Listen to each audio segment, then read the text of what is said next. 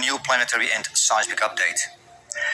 The critical planetary and lunar geometry that I discussed in the previous update on the 4th and the 6th of September unfortunately resulted in a devastating earthquake in Morocco on 8th September. If we look at the SGI graph magnitude 5.6 and larger, we see a huge clustering on 8 September. I estimated that the most critical time would be approximately from 5 to 7 September. We see the huge clustering on 8 September, including 2 6 magnitude earthquakes.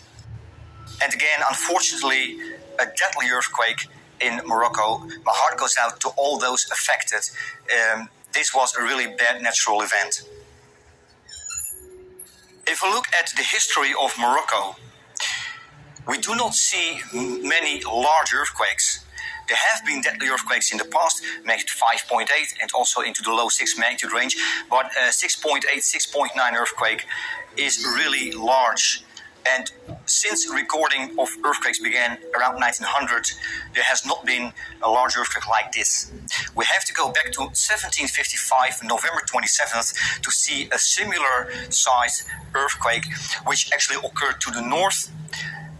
And that occurred about 4 weeks after a really large earthquake struck off the coast of Portugal, estimated 8.5 to 9 magnitude. That was on November 1st, 1755. I discussed the Azores, Cape St. Vincent Ridge before, even in the previous update, because of the atmospheric fluctuation that occurred on 30th of August recently. And I put emphasis on the Azores, Cape St. Vincent Ridge because it can produce large earthquakes, major and even great seismic activity, and it has been remarkably quiet along that ridge in the last 47 years. Whereas from the 1930s to the 1970s, there have been major and even great earthquakes along that ridge between Portugal and the Azores.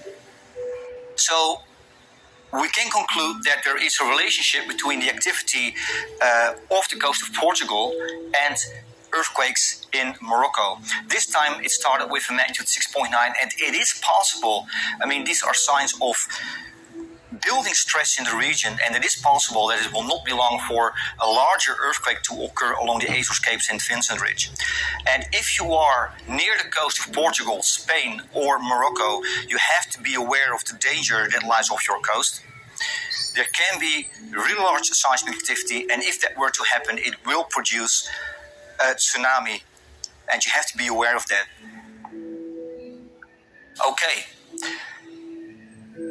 The activity on 8 September did not go unnoticed. Even scientist John Cassidy on Twitter, he stated that there was a whole lot of shaking going on. And he was right, there was an obvious clustering of strong earthquakes, magnitude 5.6 and larger, a whole lot of them on 8 September.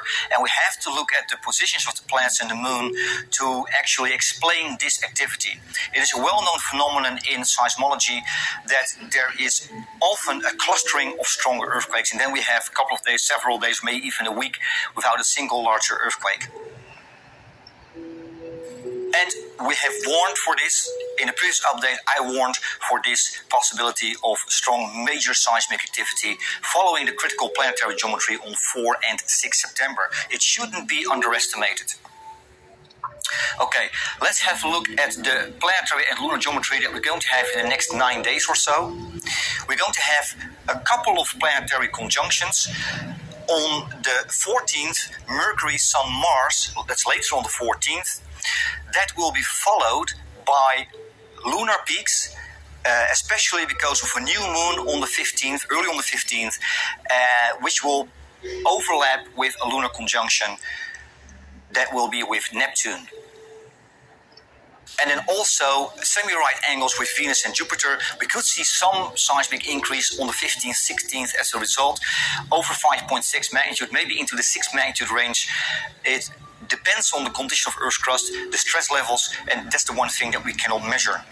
Then on the 16th, later on the 16th, we have a planetary conjunction that is Sun, Mercury, Jupiter. In itself not too critical, and it will converge more or less with a lunar conjunction with Mars.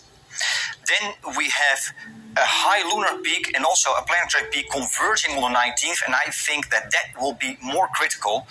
That will be two planetary conjunctions converging, Sun, Mercury, Uranus. That will be early in the morning on the 19th, and shortly after followed by Sun, Earth, Neptune.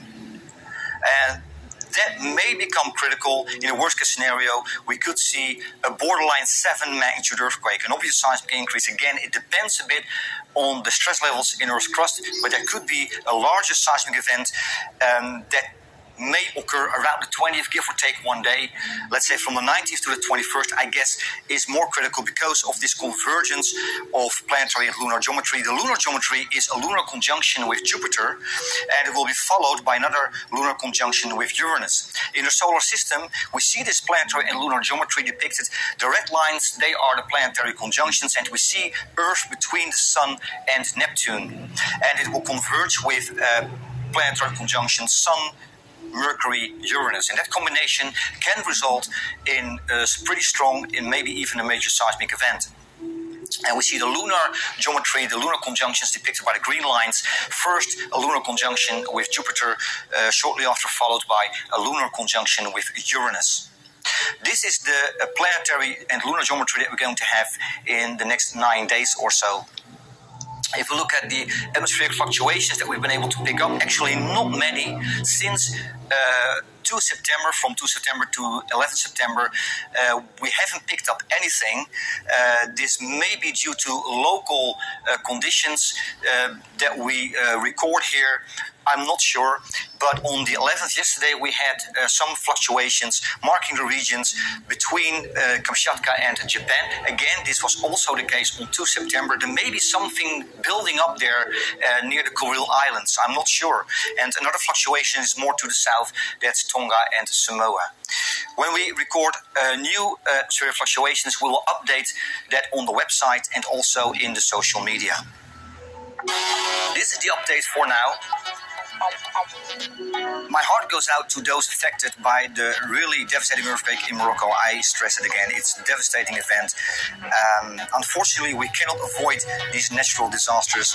We just try to anticipate that larger seismic activity, and unfortunately, fatalities are inevitable. Stay safe. Until next time.